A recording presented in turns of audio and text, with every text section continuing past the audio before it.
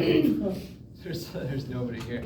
I realized that the next set of slides kind of got screwed up, and I don't know what happened. But I think instead of fiddling with stuff and switching things around, we'll just go through it like it is on e-learning. We'll use today kind of to finish up this lecture, and then essentially review everything that we talked about last time with the second set of slides, which are very similar. They just kind of show things I tried to write on the board, I guess.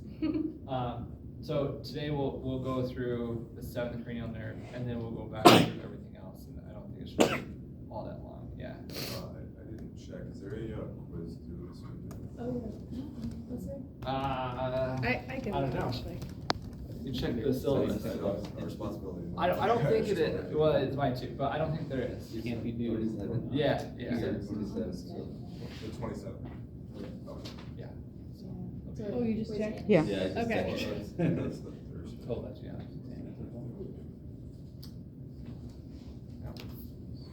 Yeah, because there is fall break this week, right? So, okay. We'll talk a little bit about this and we'll review some things, right? So we went through most of last time talking about the trigeminal nerve, right? And then we'll talk today a lot about the facial nerve here, right?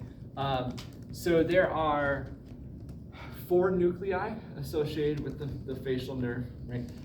The biggest one being this red one here, right? This facial nucleus, and this is what's going then to all of the muscles seen here on this picture, right? So if you remember the previous picture, and some of the other ones don't have all these muscles, so they're actually drawn in here because each of these muscles are the muscles that are actually innervated by the facial nerve, right? Giving its name, you know, the facial nerve, right? Controlling muscles of facial expression for the most part, right? There's also some other muscles sort of in here as well, but mostly it's muscles of facial expression, and that all comes from this facial nucleus right here, right? It does do a little bit of parasympathetics, right? So gland control. So that actually comes from this nucleus here, the superior salivatory nucleus, right? Going to some of the salivary glands down here, right? Things like the sublingual gland, the submandibular gland, things that are producing saliva in your mouth. But the main one here, and I'm not gonna, I guess, test you on the different glands here, right? But there's a huge gland here called the parotid gland, right? You can see that it's absent from this picture because it's not actually innervated by the facial nerve here. But it does do a couple of the other ones. And then another parasympathetic sort of function that it has are the lacrimal glands up here in the eye, right? So the glands are creating tears, right, that are lubricating the eye. That's also coming from the facial nerve. And then obviously all of the facial muscles here. And then the final nucleus that we have here, right, is this nucleus solitarius back here, right? So this is going to be taste. So it's taste from the anterior 2/3 of your tongue, comes from the facial nerve here, right? So it is weird in the fact that your tongue has sort of this dual innervation to it, right? So the actual, so I guess step back here, right? This sensory function of the tongue, right, from the facial nerve is literally just taste, right? So you can feel things with your tongue, right? Like you can feel textures and things and pain and cold and hot. None of that comes from the facial nerve. It's literally just this taste function from the anterior 2/3 that's coming from the facial nerve here. Oh, and then I guess there's this fourth one, right? The spinal trigeminal nucleus. We saw last time that little bit of the external portion of the ear gets its sensory innervation from several different cranial nerves, and then one of them is the facial nerve here, right? So it has a little bit of sensory function that comes from that external portion of the ear, right? So that's the 4 sort of nuclei here, right? There's 2 sensory and there's 2 motor, right? So one motor is parasympathetic, one motor is voluntary, right? Coming out here to the facial muscles. We have 2 sensory. One of them is sort of general sensory from the ear, and the other one is special sensory, the taste from the anterior 2/3 of the tongue. So the spinal trigeminal is the one that is the general sensory from the external portion. General of the, sensory from yeah. the ear. Okay. Yep, yep. Yeah, I think that was here, like this red area, right? It's just this little bit right here that comes from 7/9 inside. Okay. Okay. So talking a little bit about the taste pathway, right? That anterior 2/3 part of the tongue, facial nerve, comes through actually a nerve here called the chordae tympani nerve, and its cell bodies are going to be out here, obviously, because it's a sensory nerve, right? So those cell bodies lie outside of the central nervous system. There's a pretty important ganglion here called the geniculate ganglion that a lot of people talk about. That's all sort of all of the cell bodies of the taste neurons from the facial nerve are going to sit in this ganglion here, right? And they're going to come in here to the hindbrain, to what we call the gustatory nucleus, or this nucleus solitarius here, and they're going to synapse right here in this body. Then there's going to be secondary neurons that then come up here to the VPM of the thalamus we keep talking about over and over again, right? They're going to synapse there, and then that is then going to go to this sort of insular space. That's this primary sort of taste cortex that's involved in this insula here, right? So we have several different relays here. We have the facial nerve, the sensory portion that comes into the brainstem. Then we have a secondary nerve that then goes up to the thalamus, and then from the thalamus to the insular cortex, right? Sort of the typical sort of sensory pathway, but now instead of going to that primary somatosensory cortex, we're going to the insula, to the taste cortex, right? But we're still going to this VPM, right? So taste is still coming through there.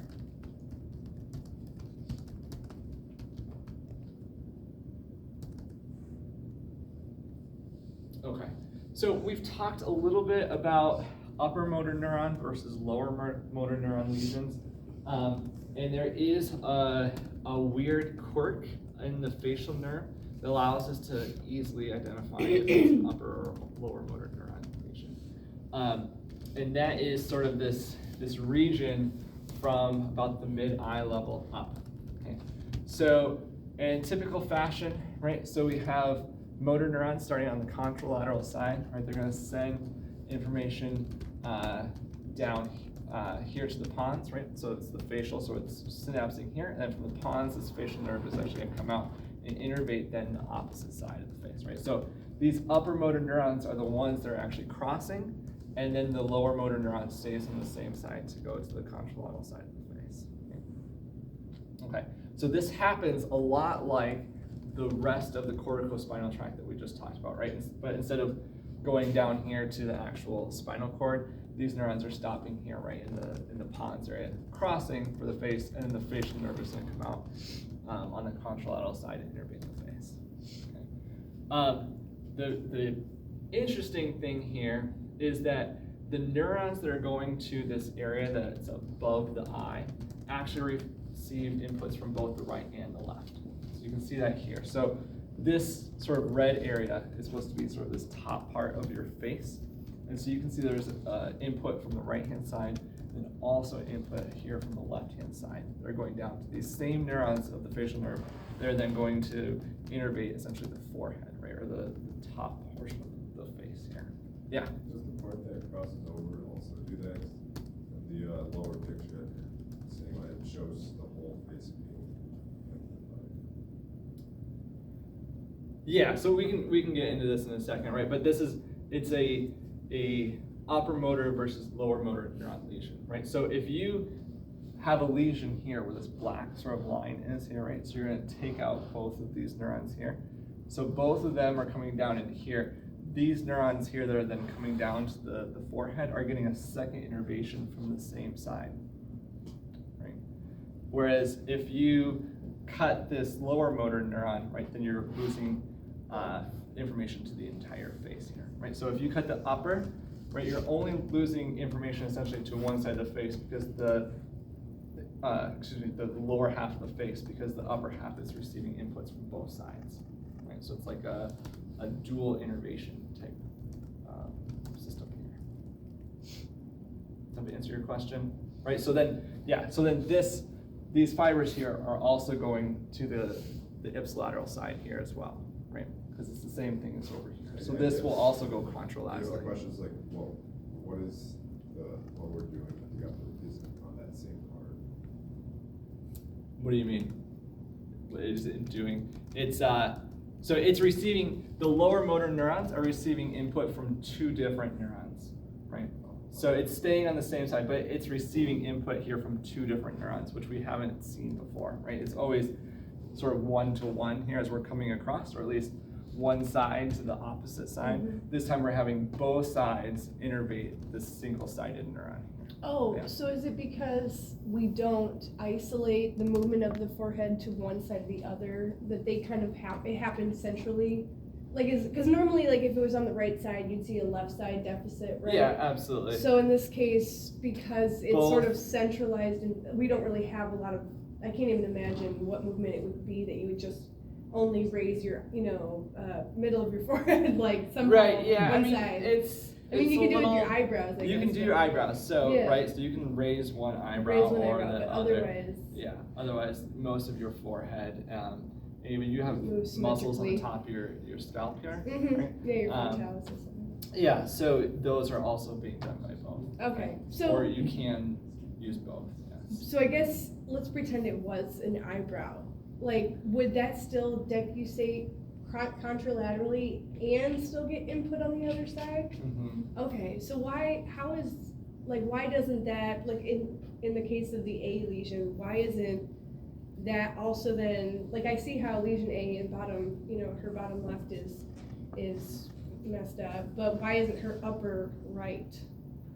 Like she's not getting. Yeah, so her upper right isn't, right? But that's because we have neurons from this side going here, but we also have neurons from this side going contralaterally to the Oh, other right, side as well. okay, got it. Yeah.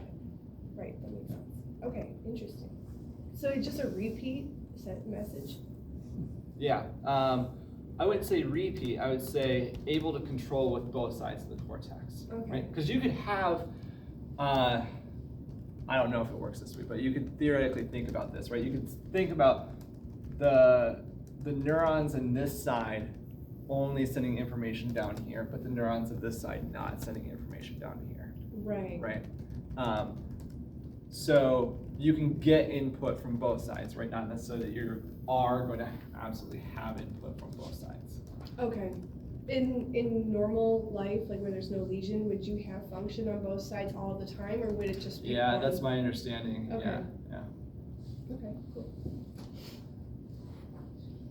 Do we also have questions on this? Right, so an upper motor neuron lesion will only lead to the lower sort of 2/3 of the face being paralyzed, right? Because the other upper motor neurons can actually sort of compensate for the deficit up here, right? Whereas down here, we're gonna cut these lower motor neurons, so then there is no innervation to this part of the face anymore. So they can't compensate because the neurons that are going to innervate these muscles are just gone, right? They're cut here. So this one's pretty easy to understand, upper versus lower, because of this sort of dual innervation of the forehead region. And if you had damage right at the midbrain there, I'm guessing it would take everything out, right? Where that Oh, like in the pons area here? Yeah, Like yeah, in the if you pons, yeah. do this right here? Yeah, so it would, sort of depends on the level of it, Mm-hmm. but I would suspect then it would hit more of a lower motor neuron lesion, yeah.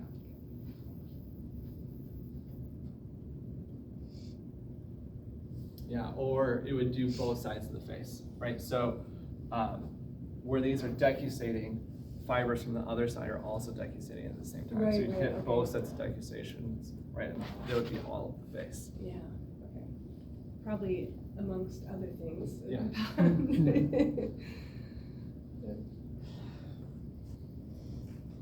Oh, we forgot a muscle here.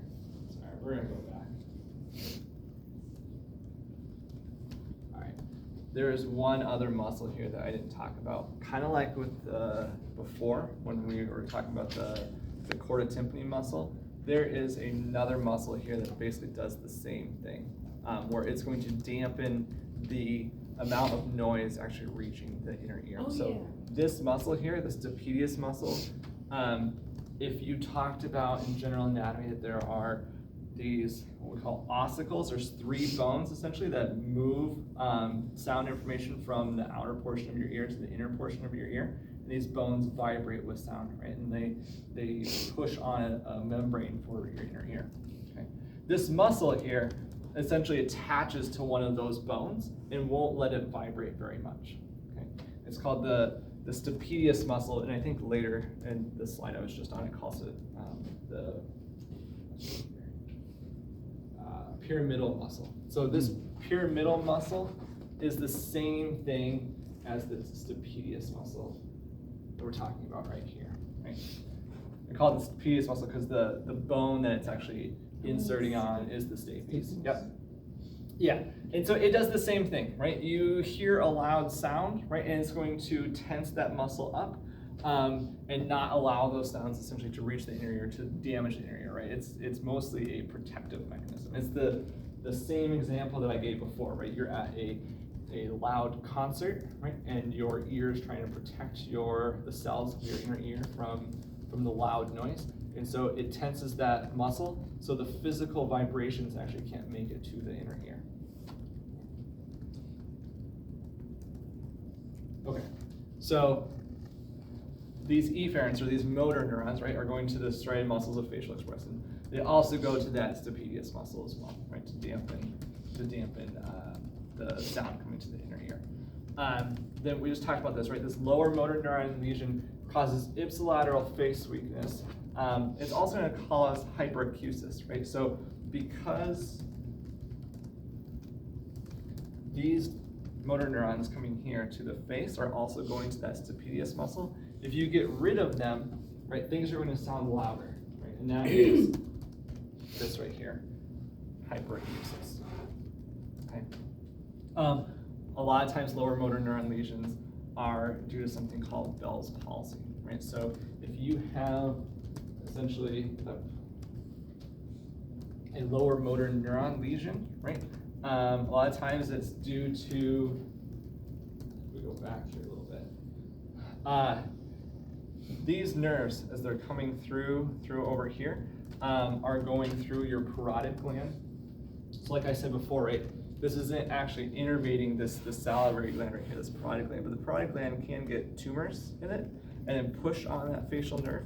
And then you can get something called Bell's palsy. Also, some people get tumors in their ear, which the facial nerve sort of goes by here and then pushes on, that's causing Bell's palsy, right?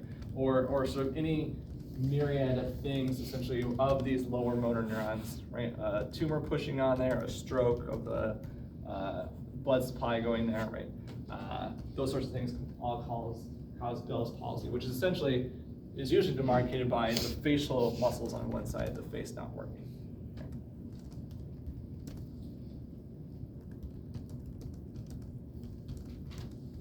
All right. So an upper motor neuron lesion, right, is going to cause weakness of the lower half of the face.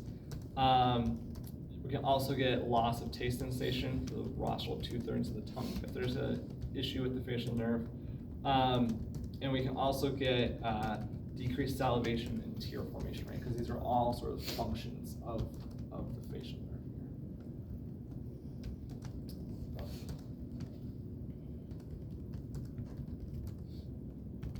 here. In relation to the Bell's palsy, you're wanting us to understand the relevance of that parotid gland? No, it's just an example, right? Okay. So if you have damage to the facial nerve on one side, right, it's going to cause what we call facial drooping, right, where there's no muscles on one side. That is Bell's palsy. Okay. Right. So any number of things can cause defects of the facial nerve, and that drooping is called Bell's palsy. Yeah. Okay. I guess you kind of summed it up there, but when the facial nerve is injured, is usually due to like a tumor or something, or a clot.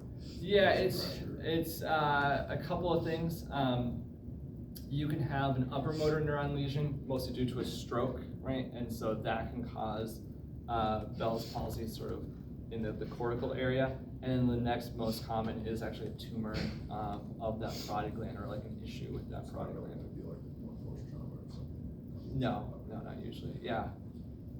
So I know with vaccines, there's always a slight risk of Bell's palsy. Do you know anything about like that wise? No, I don't. Sorry. That's Yeah. okay. I'll ask my boss. Yeah, no, I have no idea. It's a huge issue because the reason I bring up the parotid gland is because it's a common sort of clinical correlate because a lot of people get tumors of their parotid gland, and then because the facial nerve literally goes through that gland, right? You have to, as a surgeon, go in and remove all that glandular tissue, but not damage the nerve that's there. That's literally in the middle of that gland, and it's not innervating that gland, right? So that's sort of the issue there. I've heard of cases of people who get shingles, actually got shingles in their inner ear, and then those shingles caused damage to the facial nerve, and they got Bell's palsy that way. Yeah, that one I've heard, but I've just always wondered, like, with vaccines, like, what the actual, like, risk of that is. 'Cause it's extremely small.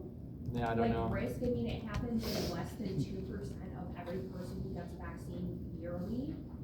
So it's just interesting to me that, like, I'm sure it's something along the lines of, like, with, like, what happens with the shingles of, like, your immune system, like, overreacting. Yeah. Was something like that, but I'm just interested in why it targets, why it just targets the facial nerve, causes that Bell's palsy. All right. Yeah. No, you have to Google that one. All right. Is a tumor in a parotid gland pretty common for, okay. Unfortunately. Okay, so we are then going to go to the next set of slides, which then backs up a little bit and then reviews everything that we talked about last This time. is the brainstem number 2 set, or the clinical? 2. Okay. Yep, number 2. Okay. Yep. So we're going to skip ahead a little bit and then go through these in order again, like we did, but we'll use pictures instead of my career drawings here. All right. So if you looked up, a mnemonic for these to remember which ones are which, right? There's 3 O's in a row, O. So olfactory nerve is cranial nerve 1, right? And so I talked about the fact that this is the olfactory tract here, right? And this is the olfactory bulb, but neither of these are the actual cranial nerve here, right? It's just easier to see this way. So if we go through this, it's kind of nice to now see, we talked about these structures before, but all of the cortex was removed here, but now we can actually see, right, we have the temporal lobe right here, we have the occipital lobe, we have the frontal lobe sort of intermixed with all these things, right? So we have olfactory tract, olfactory bulb here, right? We're going to talk about this in a moment, right? But this is the optic nerve coming around here. And does everybody remember what these are right here? Mammillary bodies. Mammillary bodies, yep. So then this is the infundibulum here, right? And then the gland is on top of it there. I don't think that we talked about this before, but these dots here, this is all what we call perforated substance, right? Which is super easy to remember because it looks perforated here. Right? And that's just due to blood vessels actually entering into this area right here. So the blood vessels make these perforations essentially. So is the olfactory bulb truly just the bulbous end Yes. of that? And then the olfactory tract, like on Is this, this. well, technically it's the right side over there, that Over is here. behind then the optic nerves. I mean, sorry, not behind, it's actually above, right? Yeah. Okay. Yeah, it's behind what we're like, but From you're our right. perspective, Yeah, it's more yeah. superior. Superior, yeah. Yeah. Okay. And the perforated, sorry, you said perforated substance. Yeah. In those 3 locations, That's is that all one just behind, or again, above, superior to? yeah. the- So these two, right, are separate. Than Oh, this they are right separate, here. okay. Yeah. And what's the function there? Or I'm sorry, we're probably gonna get into that. No. Okay. It's just a side tangent, right? So this is just blood vessels that are entering into Okay. here. Yeah. And they either supply blood to those areas, or that actually goes to like the third ventricle to actually make Oh, okay. CSF, those sorts of things. Cool. And then you said the cross section in the middle there, that was the thalamus, you said, or? This? Yeah. No, that's in the brain brainstem. Oh, the brainstem, okay, thank you. Oh, yeah, because we're pretty far deep now. Yeah. Okay. And so like this picture, right, it's pulling it back. You can see part of the crossing fibers here, right, the corpus callosum in this area, yeah. Okay, and this is what I was trying to draw last time, right? So this is anterior, here's the nose, right, here's a nostril. This is the sinus here, right? Here's the top of the palate here with the teeth, right? Here's the olfactory tract here, the olfactory bulb up here, right? And then these are the nerves that are the actual olfactory cranial nerves that are coming through here, right? They're going through this this bone piece right here. Right? Is that the ethmoid, or is that the? No, so this is actually called the cribiform plate. Oh, okay. Right, and I don't feel like I'm that much older than most of the college students, although I'm getting older. But every time I talk about this in general anatomy class, I talk about, right, the fact that it's called cribiform, right? And there's a game called cribbage that most people look at me with a blank face and they don't know what the hell I'm talking about, right? It's a game where you keep track of your points by moving pegs along a board that has little holes in it, right? Which looks just like this. There are little holes in here, right, called the cribiform plate. It's the same root word as cribbage, right? I'm familiar with it because my dad and my uncle yeah, played so it's a, right? It is an old person's game, I guess.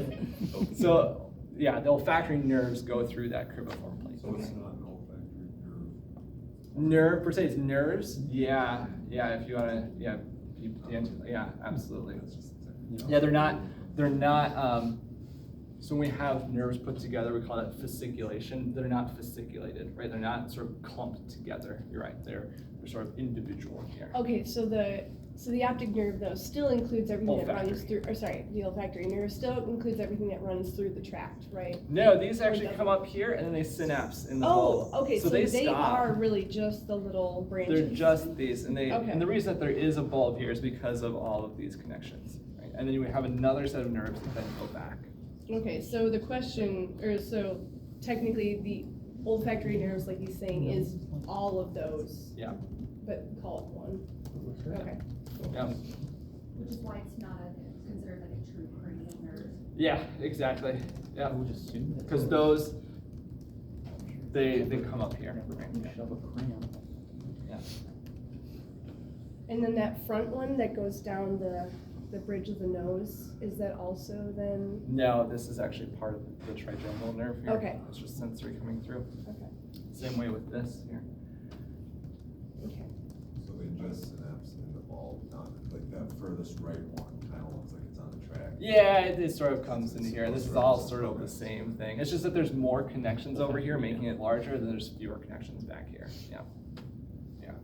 One of the interesting things about these, though, is that they can regenerate a little bit, right? There are actually stem cells in here that can actually come down and fix some of these, right? So like when you breathe in a caustic chemical, it will kill these nerves, and then you can have regeneration, right? But the problem being a caustic chemical can actually go in and kill the stem cells as well, right? So then you don't have regeneration.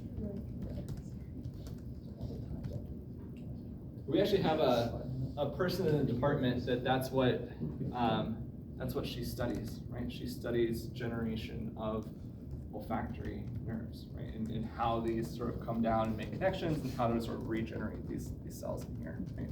Which I think is interesting, because I feel like before COVID, a lot of people didn't really see the necessity or how important it was, but now that we have COVID and people losing the smell, all of a sudden, people are really interested in it.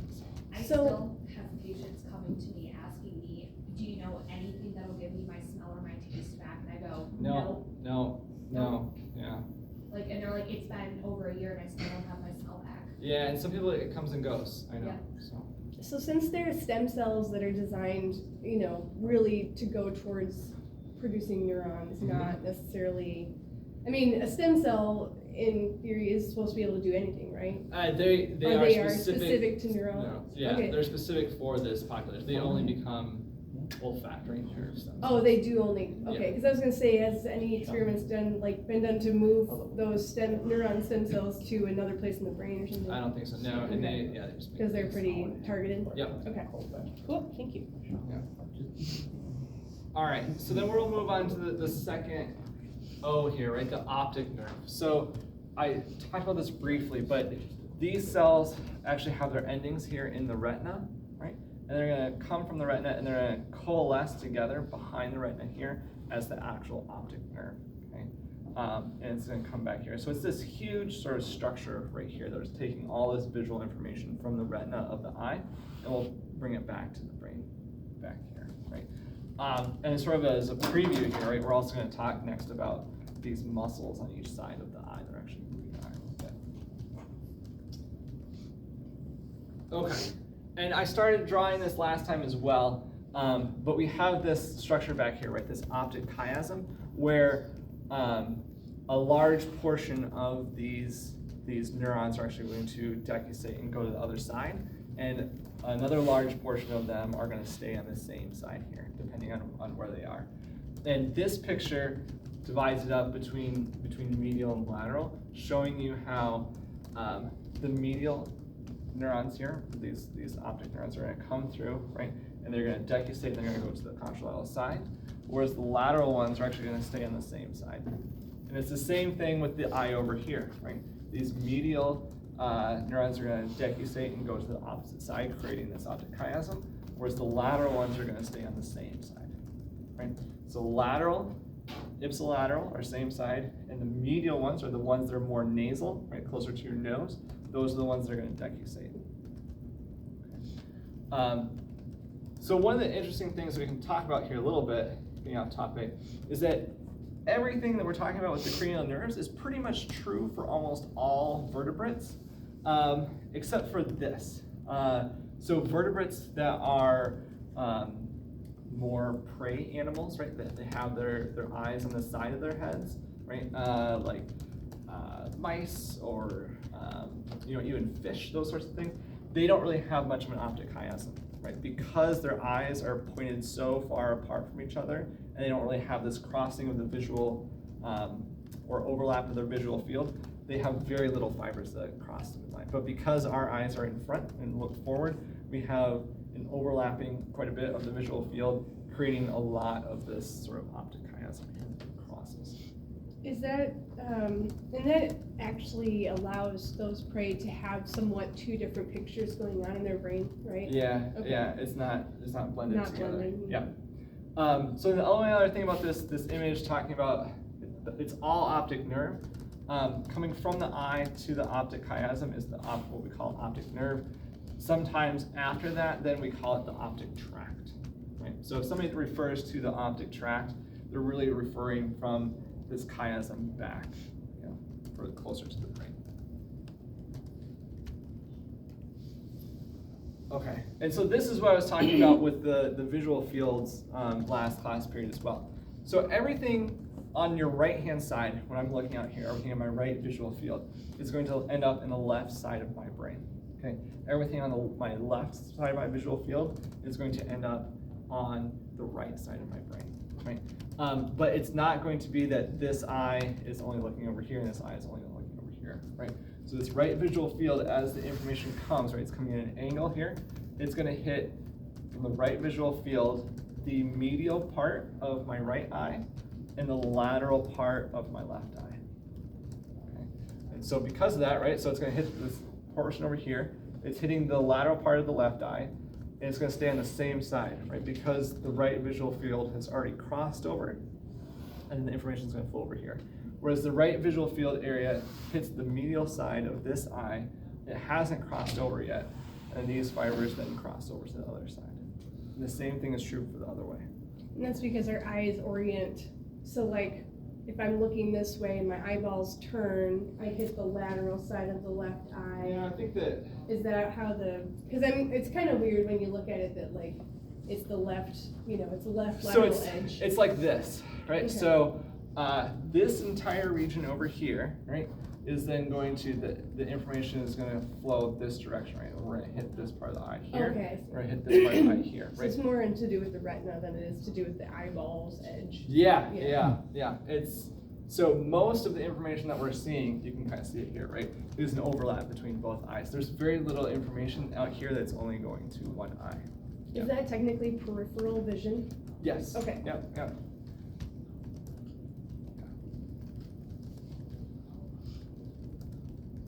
So I think that understanding this one, I think, is most information, right? So anything that's medial is then going to cross over, but then you can think about how the information is coming here at an angle from the right and the left-hand sides.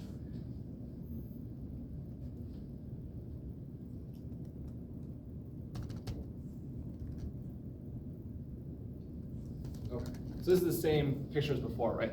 So this is that optic chiasm here, right? This is the infundibulum, here's your gland, right? We're gonna have the optic nerve come in, some of the fibers are gonna cross, and we're gonna stay ipsilateral, and we'll have the optic tract back here, and we'll go sort of underneath where the temporal lobe is here. Okay, and I think that you asked last time how to see that sort of in the middle here. We had that black and white picture. Yeah. It's like this, but I think it's much easier to see now, right? Mhm. So the optic chiasm is right here, right? So let's see here. So this is our thalamus, right here, right? Let's see here. Corpus callosum, thalamus, third ventricle, right? We're gonna make some CSF in here. We're gonna come down. We have midbrain. Go forward here. There's a mammillary body. Here's our pituitary gland, right? Hypophysis here. And then we have the optic chiasm that's right in front of this, right? Anterior to the infundibulum that's right here. Sort of off topic a little bit, but things that we talked about last time, right? We talked about on the posterior side, what we could see. We talked about the superior colliculus and inferior colliculus. We can see those here on the midline as well, right? So here's the cerebellum, superior colliculus, inferior colliculus, pineal body, right? We talked about last time, on the midline.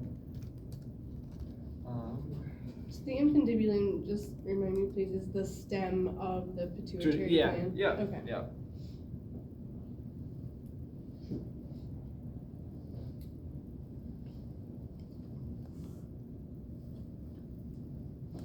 Okay, so we have the optic nerve, right, coming from the retina here. We have the optic chiasm. We have these optic tracts that were coming back here.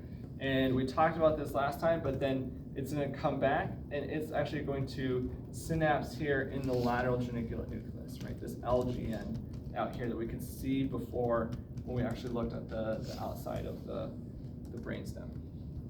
And then these radiations then are going to come back here then to the primary visual center on the posterior part of the brain here.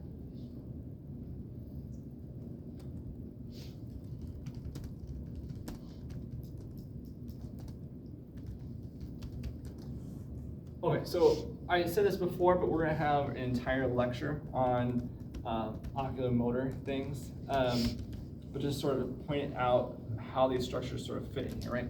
So you can see here, right, the cribriform plate that I was just talking about, all these holes right here for the olfactory nerves going down in here.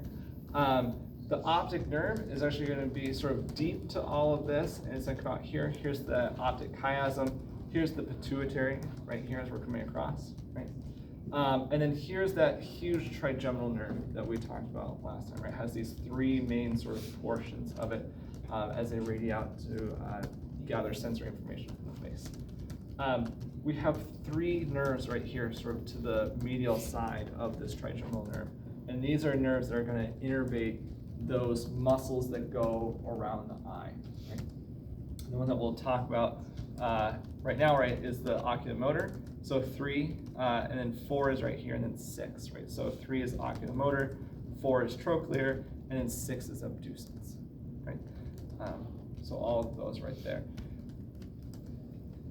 But they're going out, right, to innervate all these muscles that actually go around the eye, right? And we'll talk about each of these muscles individually when we talk about the eye lecture. And this is the same thing is this. We're just putting labels in, right? So now you can see that this is labeled oculomotor, right? This is trochlear, and then this is adducent nerve here.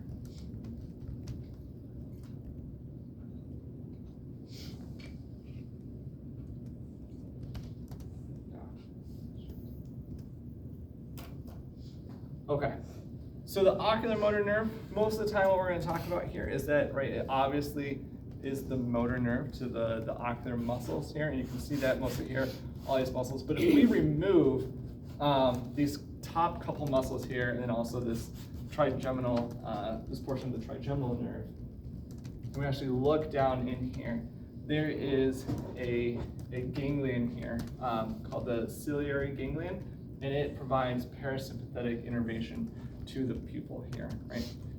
And so that's sort of the second part of the oculomotor nerve.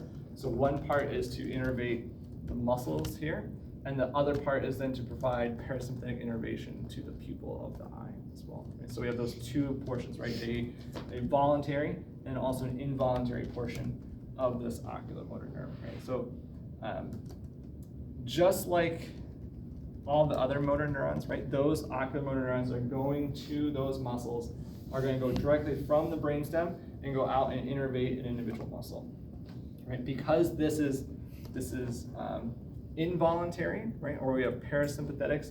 There is a two neuron chain that we're dealing with here, right? So the oculomotor nerve is going to have these preganglionic fibers that are coming in synapse here, and then we'll have this ganglion, and then we'll send out a second set of neurons then out to the actual pupil of the eye.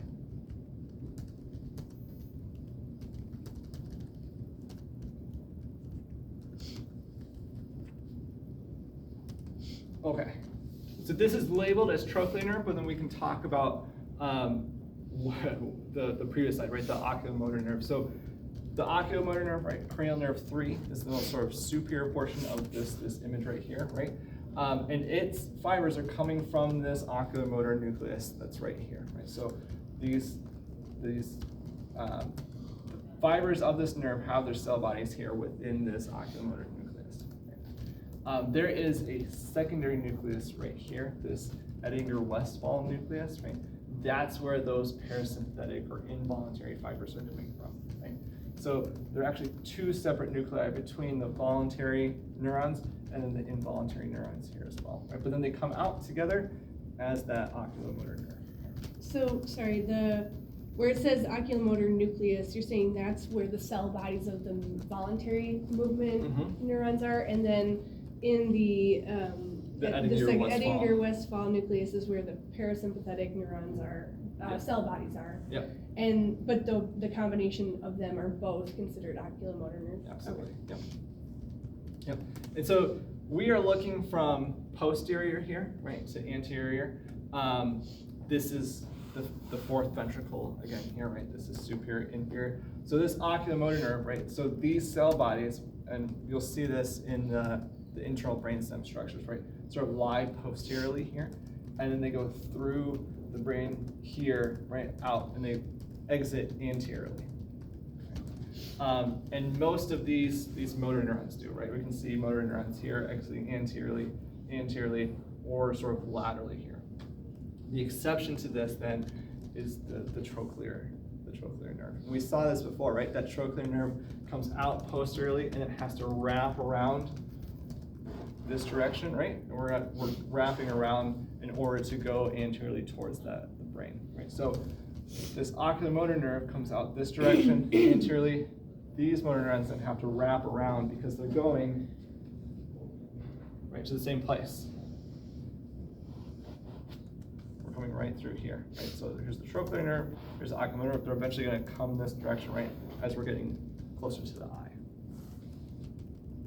So back on this one, the blue is sensory again, right? Yeah. Okay. Yep. Oh, there's a line. Yep. So everything red is is motor, but just point out these come out on the posterior side, and they actually have to wrap around the brain to get to the anterior portion. They Yep. kind of do a circle, eventually going anteriorly. You're saying? Mhm. Okay.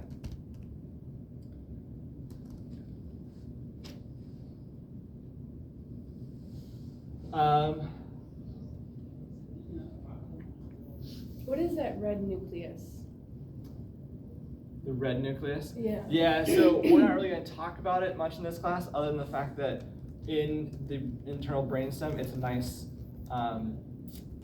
landmark, essentially, Okay. to see things, and it literally looks red. Oh, okay. If you just take a brain out and you cross section it, it looks red. Yep.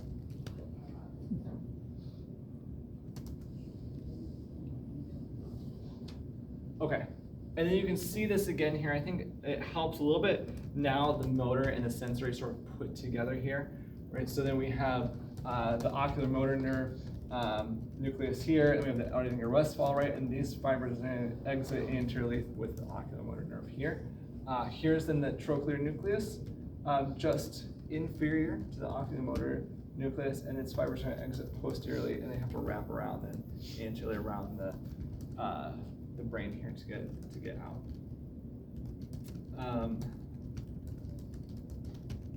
You also see a lot of the other nuclei that we just got done talking about as well, right? Like the facial nucleus here, it's also going to exit sort of anterior or sort of lateral here, right? So this is the motor nucleus of the facial nerve. We have portions of the sensory nucleus, right, of the trigeminal nucleus of the facial nerve as the fibers come in. We also have the trigeminal nerve, right? We have a small motor portion of it here, right? It's mostly sensory. Let's see here. Not to confuse the issue too much.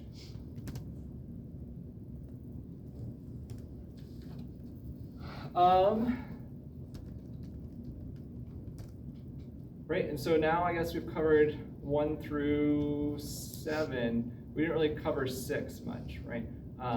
Which is the abducent nerve. So we can see that. Go back here. Right, this nerve right here. So that's also going to move a ocular muscle here, but it's just a singular muscle.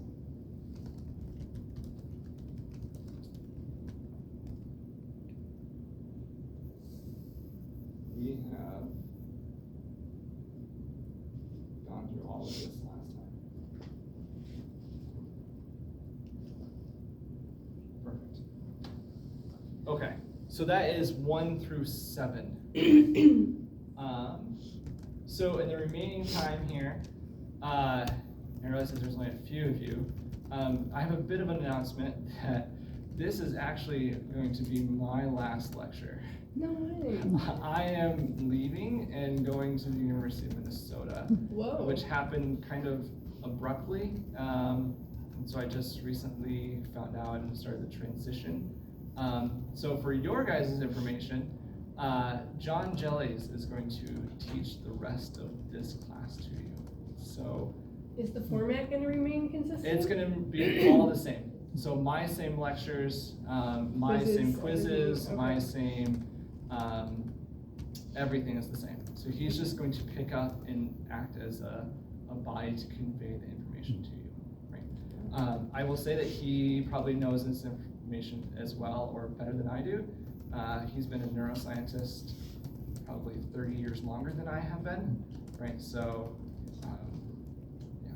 So, this is my last class at WMU before the fall break. Wow. Yeah. Congratulations. So, yeah, thank you. Literally the But last one? You don't have your master's students after this or anything? I have my graduate students, and Okay. they're all undergoing transitions and things. But yes, I hate to leave you all in the middle of a semester, and the fact that you've sort of, you get used to a lecturer. But the quizzes are still all written by myself, and although he'll probably eliminate things that he doesn't go over in the class, but all the lecture slides will stay the same. The class will stay the same. He and I will be in communication, so if you have issues where we talked about something, you can email both myself and Dr. Jellies about issues, and we can sort of tag team it a little bit here. Are you moving them like ASAP? Yes. Did yeah. you already get a place and everything in No. Minnesota? No. I was gonna say, that's like so sudden. You wonder how you managed to get a house or a No, I apartment or don't. anything. Yeah. So my life is chaotic and in boxes Oh my right now. God. So When did you find out? about a week and a half ago. Wow. Yeah. Dang. What do you do over there? So I'm actually gonna go to the medical school there and be director of research for the neurology research. When do you start? At the end of the month. Oh. That's so soon. So quick. And the reason I usually these things happen at sort of a semester break or at the end of the school year or something, but they need somebody to come in. There's a Parkinson's research center there that is mostly clinical research with patients with deep brain stimulation, and they need somebody there to oversee that program, which is what this position is. So they're So you're not even really gonna be teaching like university at all? Or- at like lectures here and there. Right? Okay. Wow, that's awesome though. Yeah. Yeah. It's pretty exciting. So, I mean, you guys are, because you're doing research, then you're working on like brand new stuff. And is that same facility gonna be like doing any kind of, besides just researching the disease, but like, are you guys trying to design further drugs or something to like further treatments for Parkinson's as well? It's mostly deep brain stimulation, Okay. is what the center focuses on. And so about half of the research is clinical patient trials, and the other half is like normal bench style research and engineers trying to develop new deep brain stimulation. Is that kind of like a TMS thing or a transcranial magnetic stimulation? Is it using that? Or? It's a deep brain stim. So it's How do like a you- probe, Okay, right? It's probe. like a needle almost, but it's a probe that goes in and stimulates the neurons that are there. To Yeah. do that, do they have to put people, like, is that general anesthesia? Do you have to go in surgically? Both. So sometimes what happens is the patient is actually awake because you don't know if you're in the right spot unless the tremors actually stop. And they can tell you stuff? Yeah. Yeah. Yeah. Wow. Yeah. That's nuts. So the job is all of neuro research there to oversee it, but then what they really need is the person to actually oversee this particular center right now. Wow. Yeah.